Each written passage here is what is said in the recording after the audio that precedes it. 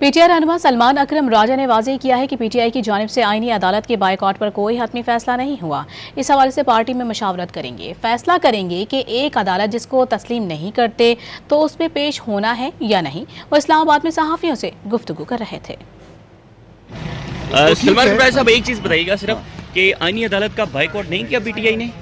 देखिए, अभी इस पे कोई हतमी फैसला नहीं हुआ। ठीक है, इस पे पार्टी के अंदर मुशावरत। आप आज पेश हो रहे हैं सर धांधली केस में?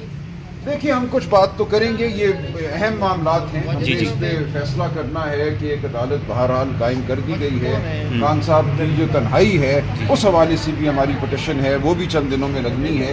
तो क्या हम ये मामलात उठाते रहें इस अदालत के सामने जिसको हम नहीं मानते, लेकिन बहरहाल एक अदालत कायम है, वहाँ जब हम आवाज़ बुलंद करते हैं तो आपके ज़रिए, मीडिया के ज़रिए, सहाफ़ती इदारों के ज़रिए हमारी आवाज़ पाकिस्तान के अवाम तक पहुँचती है। तो हमने अब इस पे फैसला करना है, अभी तक पार्टी में फैसला नहीं है।